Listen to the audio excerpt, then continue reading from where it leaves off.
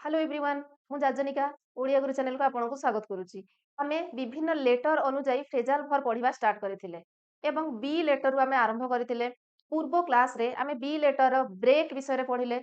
Bring एवं burst ए संबंधित जेतिकी भी फ्रेजाल भर अछि ताको क्लियर हेले एवं ता सहित किछि इंपोर्टेंट एमसीक्यू मध्ये डिस्कशन कले। आज हमर बी लेटर रे जेतिकी भी इंपोर्टेंट फ्रेजाल भर अछि कंप्लीट हे जिवो। आज हमें पढ़िबा बियर एवं बियर सहित लागिकी बियर सहित हमर जेतिकी भी प्रिपोजिशन लागिबा परे जो सब फ्रेजल वर्ब सृष्टि होउची तार अर्थ कौन एवं सेंटेंस रे से किभଳି भाबरे यूज होउची हमें एग्जांपल सहित बुझिबा एवं ता सहित किछि इंपोर्टेंट एमसीक्यू मध्ये आज ही करिबा। ओके ताले आरंभ करिबा। आज देखिबा बियर बियर सहित बेसी हमर फ्रेजल वर्ब नाही माने बियर संबंधित एते नाही। एतिकी 6 टा मने रखिले हमर काफी 6 टा ही प्राय अछि तार बेसी नाही। गोटे हला हमर बियर डाउन बियर अपन और ऑन दुईटार meaning same. Bear out bear up bear with and bear away. Okay ताहले देखिबा गोटे गोटे यार अर्थ कोन एवं किभଳି भाबरे ताको हमें सेंटेंस रे यूज करू। बियर डाउन जदि हमें कहिबा बियर डाउन रो अर्थ होउची कोन ना सप्रेस करिबा। ओके बियर डाउन रो अर्थ होउची सप्रेस करिबा or to overthrow to overthrow. Okay ता माने कोन ना ताकू दबेई रखिबा। हमें जदि ओडिया रे देखिबा तार अर्थ होउची काहाकू गोटे सप्रेस करिबा बा दबेई रखिबा बा कंट्रोल करिकि रखिबा। ठीक अछि बियर डाउन हमें यूज करछे माने काहाकू गोटे सप्रेस करूचे जबरदस्ती ताकू हमें कोन करूचे दबेई कि रखुचे बा एठी परास्त करिबा मध्ये हेई परिबो। ओके जदि काहाकू परास्त करूचे टू ओवरथ्रो सेई जगह रे हमें बियर डाउन को यूज करिबा। सेमिति बियर अपन अर्थ होउची रिलेटेड टू और रेलिभांट मध्य कहि परिबा। रेलिभांट माने रिलेटेड रो अर्थ कोन ना यार अर्थ होउची संबंधित। ओडिया रे हमें जदि देखिबा तार अर्थ होउची संबंधित काहा सहित गोटे संपर्क थिबो काहा सहित गोटे रिलेट करूथबो कोहा जाय ना मो कथाटी को रिलेट करि पारुछ ना माने काहा सहित गोटे संपर्क स्थापन हेई पारुछ ना। ओके रिलेटेड टू बा रेलिभांट सेटा उपयुक्त तथ्य कि नुहे संबंधित जदि मीनिंग बुझौथबो हमें बियर अपन बा बियर ऑन को हमें यूज करिबा। ओके सेमिति बियर आउट रो अर्थ होउची कन्फर्म। बियर आउट रो अर्थ होउची कन्फर्म कन्फर्म हेबा को विषय रे ना confirm about the truth actually कहूथबा जिंसटा ट्रूथ की नुहे ठीक बोली प्रमाणित हेबा। ओडिया रे हमें जदि कहिबा ना कोनोसी गोटिए जिंस एक्चुअली ठीक की नाही।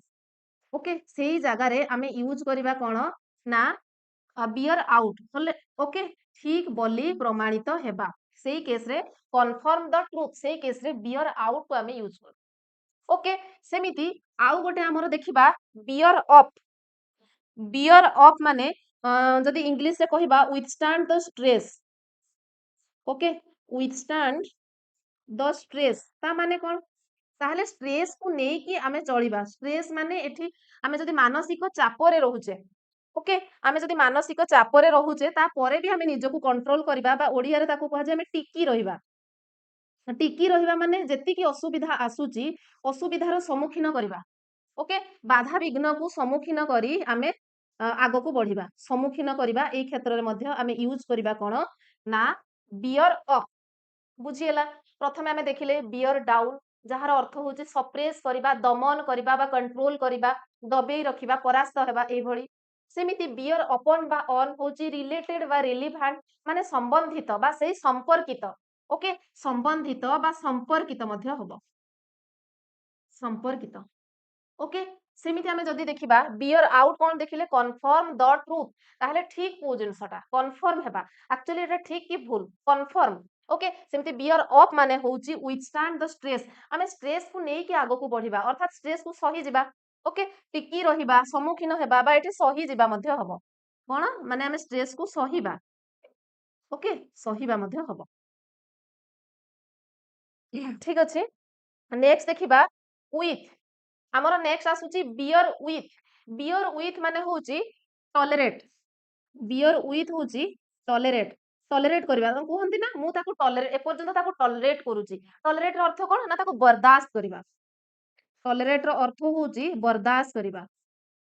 बर्दाश्त करिबा टॉलरेट जगार आपण माने जदि टॉलरेट नाही ताहले मु ताकू कोन करूची बियर विथ जगार आपण ताकू माने कोन जणको पेशेंसफुली सहिबा ता कथा को आपण सहुचंती ओके पेशेंस देखैबा धैर्य धरिबा सेही जगार मध्ये हमें यूज करि परिबा धैर्य धरिबा सेही जगार मध्ये हमें यूज करिबा with beer with okay patience और टॉलरेट करिबा बियर आवे कोन ना बियर आवे होची टू विन बियर आवे रो अर्थ होची टू विन विन माने कोन ना जीतिबा कौन गोटे जिनस जीतिबा आगो को बढ़िबा सेही क्षेत्र रे बियर आवे आमे यूज करू टोटाल बियर संबंधित हमर एई 6टा ही फ्रेजल वर्ब आपण मने रखिबे आउ किछि आवश्यक नै ताहले जहां भी क्वेश्चन आसीबो ए भितरु ही आसीबो ओके इजी लागिला बियर डाउन सप्रेस करिबा परास्त करिबा दबेई रखिबा बियर अपन बा अन रिलेटेड रेलेवेंट संबंधित बा संपर्कित बियर आउट होची कन्फर्म द ट्रुथ बा ठीक बोली प्रमाणित हेबा बियर ऑफ होची विथस्टैंड विथ स्ट्रेस स्ट्रेस सहित आगो को बढ़िबा सहिबा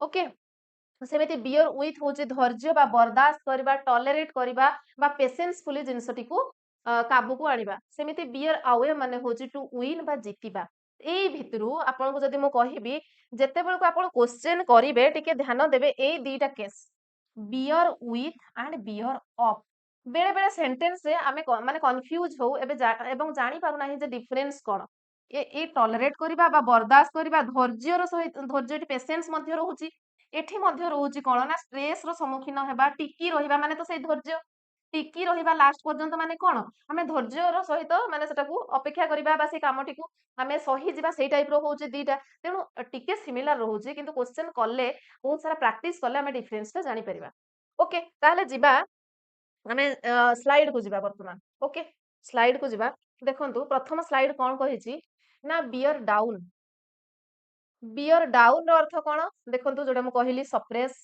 बा to overthrow crush by force जबरदस्ती माने ताकू माने क्रॉस बाय फोर्स ओके जोटा कि ओडिया मु कोन कहिली ना ताकू दबेई दबा दमन करिबा ओके सप्रेस करि कि रखिबा चापी कि रखिबा एग्जांपल जदी देखिबा we have to bear down our enemies आमे हमर शत्रु को दबेई रखिबा उचित ठीक अछि बुझियला नेक्स्ट होची बियर ओपन बा bear on to be relevant or related or संबंधित तार अर्थ कोन ना आमे जदी एग्जांपल देखिबा जानिबा संबंधित केमती यूज होची देखंतु ना will the new law bear upon the outcome of the case ताले जो न्यू लॉ एबे इंप्लीमेंट हेबा को जाउची नुवा रूल जो नुवा नियम आसीची सेटा कोन करिवो bear upon the outcome of the case a case पई सेटा सहायक हबो कि एठी सहायक आमे कहि परिबा रेलेवेंट माने कोन रेलेवेंट एठी सहायक आपण कहि परिबे नुआ केस टा हमर ए सॉरी नुआ लॉ टा जो आसीची ए केस पई से सहायक हबो कि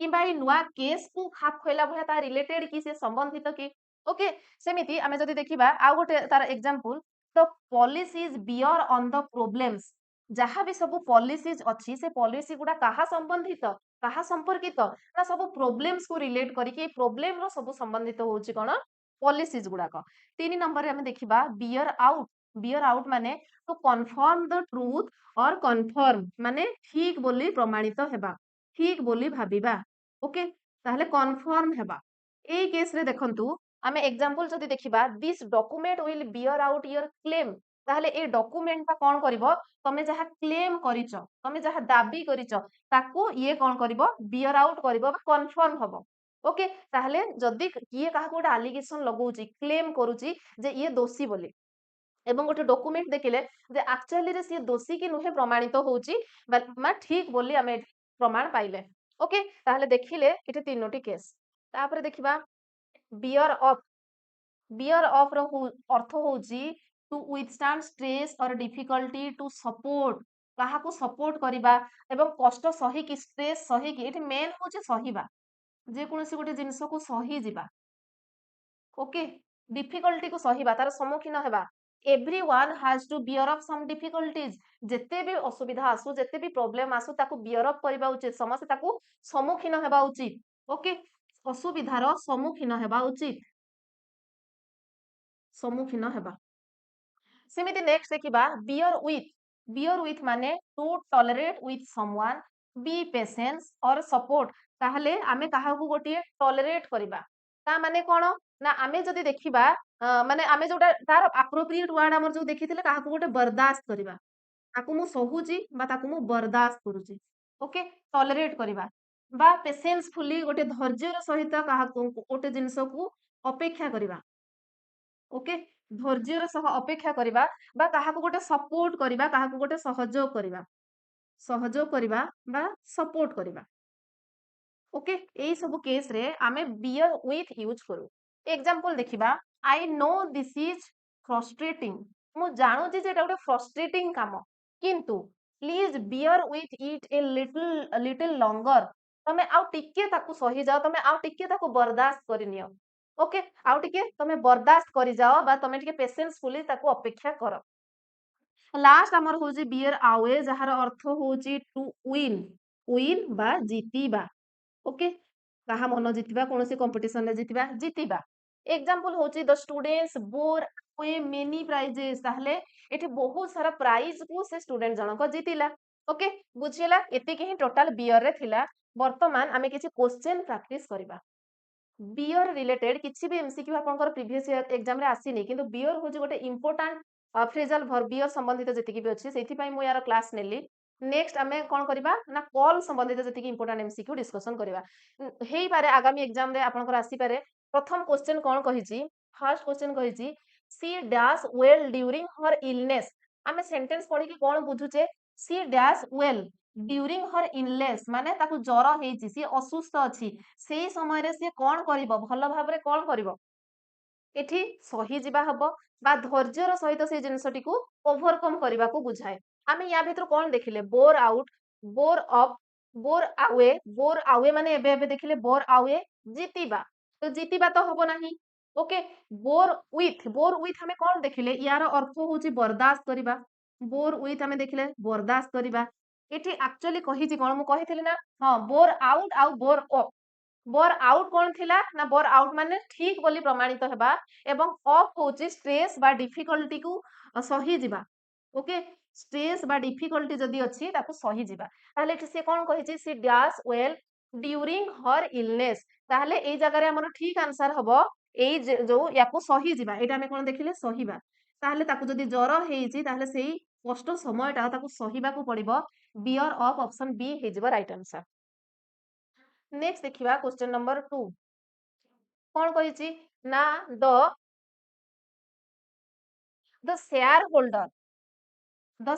ହୋଲ୍ଡର୍स ୱେଆर ରିକ୍ୱାର୍ଡ ଟୁ ଡ୍ୟାଶ ଦ ଲसेस। ତାହେଲେ ଏଠି ଲସ୍ ହେଇଛି। ଆମେ ସେଣ୍ଟେନ୍ସ ରୁ ବୁଝୁଛେ ଯେ ସେୟାର ରେ ସିଏ ଲଗେଇଥିଲେ, ଜଣେ ବିଜନେସ ମ୍ୟାନ ହେଇଥିବେ ନିଶ୍ଚୟ, ଏବଂ ସେୟାର ହୋଲ୍ଡର କଣ କଲେ ନା ରିକ୍ୱାର୍ଡ ଟୁ ଡ୍ୟାଶ, ତାଙ୍କୁ ଆବଶ୍ୟକ ସିଏ କଣ କରିବେ? ଯେହେତୁ ତାଙ୍କର ଲସ୍ ହେଇଛି, ତାହେଲେ ଏଠି ବି ଆମକୁ ଲାଗୁଛି ଯେ ସିଏ ଧୈର୍ଯ୍ୟର ସହିତ ଅପେକ୍ଷା କରିବେ ଏବଂ ପେସେନ୍ସ ରଖିବେ। ଓକେ, ଯଦି ତାଙ୍କୁ ଲସ୍ ହେଇଛି ଏଇ ଜାଗାରେ ତାଙ୍କୁ ପେସେନ୍ସ ରଖିବାକୁ ପଡିବ। ତାର ଅର୍ଥ ଆମେ ବୁଝୁଛେ ତାଙ୍କୁ ପେସେନ୍ସ ରଖିବାକୁ ପଡିବ ବା ସିଏ ଟଲରେଟ୍ କରିବେ। କାହାକୁ ଟଲରେଟ୍ କରିବେ? ବେଶୀ ଆପ୍ରୋପ୍ରିଏଟ କୋଉଟା ହବ ନା ସିଏ କାହାକୁ ଟଲରେଟ୍ କରିବେ ନା ତାଙ୍କୁ ଲସ୍ କୁ ସିଏ ଟଲରେଟ୍ କରିବେ। ଟଲରେଟ୍ କରିବାର ମିନିଂ ଆମେ କଣ ଦେଖିଥିଲେ? ତାର ଅର୍ଥ ଥିଲା bear with. Okay, option C ହେଇଯିବ ରାଇଟ ଆନ୍ସର। ନେକ୍ସଟ ଦେଖିବା 3 ନମ୍ବର କ୍ୱେଶ୍ଚନ। 3 ନମ୍ବର କ୍ୱେଶ୍ଚନ କଣ କହିଛି? She manage to bear dash the first prize at the competition. ତାହେଲେ ସିଏ କମ୍ପିଟିସନ ରେ ଫାଷ୍ଟ ପ୍ରାଇଜ ପାଇଛି। ଫାଷ୍ଟ ପ୍ରାଇଜ ପାଇଲେ କଣ ହବ? ନିହାତି ଭାବରେ ସିଏ ବହୁତ ଖୁସି ଥିବ। ଆମେ କଣ ଦେଖିଲେ? ଗୋଟିଏ ଜିତିବା କେସରେ ଟୁ ୱିନ୍ ବା ଜିତିବା, ସେଇ ଜାଗାରେ ଆମେ ବିୟର ଆୱେ ୟୁଜ କରୁଥିଲେ, ବିୟର ଆୱେ। ତେଣୁ ଅପସନ ସି ହେଇଯିବ ରାଇଟ ଆନ୍ସର। 4 ନମ୍ବର କ୍ୱେଶ୍ଚନ କହିଛି the government has decided to bear dash on illegal activities. ତାହେଲେ ଆମେ ସେଣ୍ଟେନ୍ସ ରୁ କଣ ବୁଝୁଛେ ନା ଇଏ କଣ ଚାହିଁବ ନା ଗଭର୍ଣ୍ଣମେଣ୍ଟ ଆମର କଣ ଚାହିଁଛି ନା ଡିସାଇଡ କରିବ ଯେତିକି ବି ଇଲିଗାଲ ଆକ୍ଟିଭିଟିଜ ଅଛି, ଯାହା ବି ଅନୈତିକ କାର୍ଯ୍ୟକଳାପ ଅଛି, ତାକୁ ସେ କଣ କରିବ? କେବେ ବି ସପୋର୍ଟ କରିବ କି? ତାକୁ କଣ କରିବ? ତାକୁ ସପ୍ରେସ କରିବ। ଯେତିକି ବି ଇଲିଗାଲ ଆକ୍ଟିଭିଟିଜ ଅଛି ତାକୁ ସପ୍ରେସ କରିବ, ଦବେଇବାକୁ ଚେଷ୍ଟା କରିବ ବା ଦମନ କରିବ। ଦବେଇବ ଆମେ କଣ ଦେଖିଥିଲେ? ସପ୍ରେସ କରିବା ବା ଦବେଇବା, ସେଟା ହବ ଆମର ବିୟର। ତା ଅପସନ ବି ହେଇଯିବ ରାଇଟ ଆନ୍ସର। ଓକେ, ନେକ୍ସଟ ଦେଖିବା question number 5। her remarks do not bear dash the subject we are discussing। ତାହେଲେ ସିଏ ଯୋଉ ରିମାର୍କସ ଦେଲେ, ସିଏ ଯୋଉ ମନ୍ତବ୍ୟ ଦେଲେ, ସେଇଟା ଆମର ଯୋଉ ସବଜେକ୍ଟ ଆମେ ଯାହାକୁ ଡିସ୍କସନ କରୁଛୁ ତା ସମ୍ବନ୍ଧିତ ନୁହେଁ, ତା ସମ୍ବନ୍ଧିତ বা ତାର ସମ୍ପର୍କିତ। ଆମେ ଏବେ ଦେଖିଲେ ଆମେ ସେଣ୍ଟେନ୍ସ ପଢିକି ବୁଝୁଛେ ଯେ ଏଠି ସମ୍ବନ୍ଧିତ, ସମ୍ପର୍କିତ ବା ରେଲିଭାଣ୍ଟ, ଯାହାର ମିନିଂ ମୁଁ କଣ କହିଥିଲି ରେଲିଭାଣ୍ଟ। ରେଲିଭାଣ୍ଟ କୋଉଟା ଥିଲା bear on, bear out, bear with ନା ବିୟର ଅଫ୍। ତାହେଲେ ଏଠିରେ ଆମେ ଦେଖିଥିଲେ bear on, bear on or bear upon ଯୋଉଟା ଆମେ ଦେଖିଥିଲେ। ଓକେ, ତାହେଲେ ଅପସନ ଏ ଆମର ହେଇଯିବ ରାଇଟ୍ ଆନ୍ସର।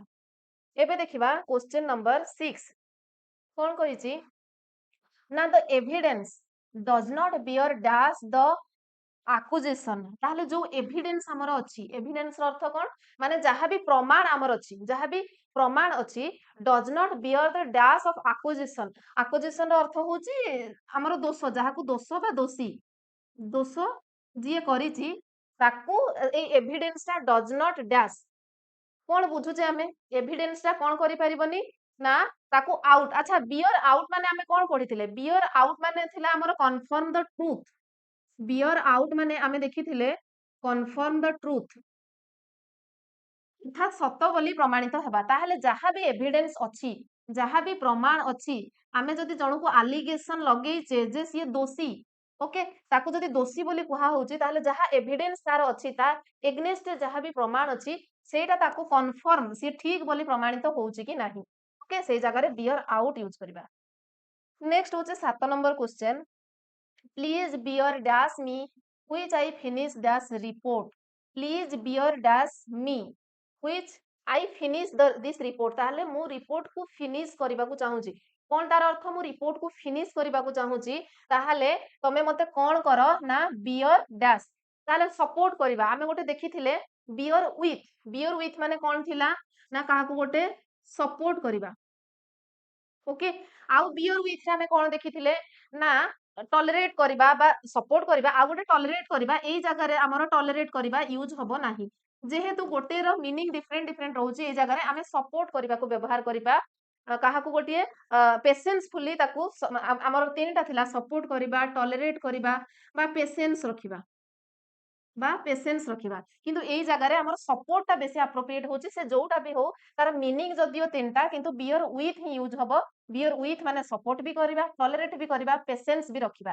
ताहले ऑप्शन सी हबो right answer. Please bear with me which I finish this report. Okay 8 number question if you dash जदि तमे डैश with them तांको सहित you will have all the work done। ताहले तमरो सबु काम हेई जिवो जदि तमे तांको सहित कोन करिवो, जदि तमे तांको सहित सपोर्ट करिवो। एबे आमे कोन देखिले बियर विथ रे आमे कोन देखिले जे माने तार मीनिंग थला टॉलरेट करबा बा सपोर्ट करबा। यार अर्थ भी आमे बुझुचे इफ यू सपोर्ट हिम, जदि तमे ताको सपोर्ट करूचो you will have all the work done. ताहले तमर सबु काम हेई जिवो। ताहले सेई बियर विथ इथि मध्ये यूज हबो। ऑप्शन बी हमर हेई जिवो राइट आंसर। एबे देखिबा 9 नंबर क्वेश्चन। 9 नंबर क्वेश्चन कौन कहिची ना your suggestions have no dash the problem. तमरो सजेशन तमे जहां भी सजेशन देलो सेटा नॉट डैश द प्रॉब्लम। ताहले सेटा प्रॉब्लम सहित खाप होनी बा तमरो सजेशंस ता प्रॉब्लम्स रो रेलेवेंट नुहे, तार संबंधित नुहे, तार संपर्कित नुहे किबा तार रिलेटेड नुहे। ओके तमे जदियो कोनोसी सजेशंस देलो ये से प्रॉब्लम्स को खाप खोइला बढिया नुहे, ता संबंधित नुहे, ताहले आमे रिलेटेड बा रेलेवेंट का को क्षेत्र रे देखिथिले bring out, bring with, bring upon ना ब्रिंग अवे। यार ठीक आंसर कोन ब्रिंग अपन रो अर्थ होउची रिलेटेड और रेलेवेंट। ऑप्शन सी हिजबो right answer. Next question if you dash when experiencing problems you remain cheerful। Okay if you dash when experiencing problems। अच्छा तमे जते बेले प्रॉब्लम्स फेस करूच असुविधार जते बेले तमे सम्मुखीन होउच you remain cheerful से समय रे तमे खुशी रे आनंद रे रहिबा उचित। ता माने एठे डिफिकल्टिंग सिचुएशन को सिए कोन करिवो ओवरकम करिवो को सही जीवो। ओके धैर्यर सहित तार मुकाबिला करिवो तार अर्थ बुझौची। ताहले को क्षेत्र रे आमे देखिथिले कोनोसी कार्य को धैर्यर सहित माने डिफिकल्टी को जो ओवरकम करबा। Okay experiencing stressful situation overcome the difficulties टिकी रहिबा जोटा म कहितली माने जते असुविधा हेले भी लागी रहिबा। ओके ताहले तार हमर रहुची ऑप्शन ए बियर ऑफ हे जिवो राइट आंसर। ओके ତାହେଲେ 10 ନମ୍ବର ବିୟର ଅପ୍ ମାନେ ହଉଛି ଟିକି ରହିବା ବା ପେସେନ୍ସଫୁଲି ଧୈର୍ଯ୍ୟର ସହିତ ଗୋଟିଏ ଜିନିଷରେ ଲାଗି ରହିବା। ଏତିକି ଆମେ 10ଟା କ୍ୱେଶ୍ଚନ କଲେ। ନେକ୍ସଟ ଆମର ଏଠି ବି ରିଲେଟେଡ ଯେତିକି ବି ଆମର ଫ୍ରେଜାଲ ଭର୍ବ ଥିଲା ଆମେ କମ୍ପ୍ଲିଟ କରିଦେଲେ। ଆମେ ପ୍ରଥମେ ଦେଖିଲେ ବି ରେ 4ଟା ଦେଖିଲେ ବୋଧେ। ବି ରେ 4ଟା ହେଲା ବି ଆର ଇ ଏ କେ, ତାକୁ ଆପଣ ମନେ ରଖି ଦିଅନ୍ତୁ। ବି ରେ ଆମେ ଦେଖିଲେ ବ୍ରିଙ୍ଗ, ବି ରେ ଆମେ ଦେଖିଲେ ବ୍ରିଙ୍ଗ, ପୁଣି ବି ରେ ଦେଖିଲେ ବର୍ଷ୍ଟ। ଓକେ, ଆଜି ଦେଖିଲେ ବି ରେ କଣ ନା ବିୟର। ତାହେଲେ ବି ଲେଟର ରେ ଆମର ଏଇ 4ଟା ଇମ୍ପୋର୍ଟାଣ୍ଟ ଫ୍ରେଜାଲ ଭର୍ବ ତା ସମ୍ବନ୍ଧିତ ଆମେ ଦେଖିଲେ। ନେକ୍ସଟ ଆମର ସି ଷ୍ଟାର୍ଟ ହେଇଯିବ ଏବଂ ସି ରେ ଇମ୍ପୋର୍ଟାଣ୍ଟ ହଉଛି ଆମର ଦିଟା, ଗୋଟେ ହଉଛି କଣ ନା କଲ, ଆଉ ଗୋଟେ ଆମେ ଦେଖିବା କ୍ୟାରି। କଲ୍ ଏବଂ କ୍ୟାରି ଦେଖିବା। ନେକ୍ସଟ ପୁଣି ଡି କୁ ଯିବା, ଡାଇ ଡୁ ତା ସମ୍ବନ୍ଧିତ ଦେଖିବା। ତାହେଲେ ନେକ୍ସଟ କ୍ଲାସରେ ଆମେ କଲ୍ ପଢିବା। କଲ୍ ର ଯେତିକି ବି ଇମ୍ପୋର୍ଟାଣ୍ଟ ଏମସିକ୍ୟୁ ଅଛି କରିବା, ତା ସହିତ ତାକୁ ବୁଝିବା ଆମେ। ଓକେ, ଠିକ ଅଛି। ଭାବୁଛି ନିଶ୍ଚୟ କ୍ଲାସଟି ଆପଣଙ୍କ ପାଇଁ ବେନିଫିସିଆଲ ହେଇଥିବ। ଆପଣ ବହୁତ ଭଲ ଭାବରେ ବୁଝିଥିବେ, କ୍ୱେଶ୍ଚନ ମଧ୍ୟ ଆଟେଣ୍ଡ କରିପାରୁଥିବେ। ୟାର ଯଦି ଆପଣ ପିଡିଏଫ୍ ଚାହାନ୍ତି ଟେଲିଗ୍ରାମ ଚ୍ୟାନେଲରେ ଜଏନ୍ ହେଇଯିବେ, ତାର ଲିଙ୍କ ମୁଁ ଡିସ୍କ୍ରିପ୍ସନରେ ଦେଇଦେବି। କ୍ଲାସଟି ଭଲ ଲାଗିଲେ ଲାଇକ୍ କରିବେ, ସାଙ୍ଗମାନଙ୍କୁ ସେୟାର କରିବେ ଏବଂ ଚ୍ୟାନେଲରେ ନୂଆ ଥିଲେ ଚ୍ୟାନେଲକୁ ସବସ୍କ୍ରାଇବ ମଧ୍ୟ କରିଦେବେ। Thank you. ଜୟ ହିନ୍ଦ ଆଣ୍ଡ ଜୟ ଜଗନ୍ନାଥ।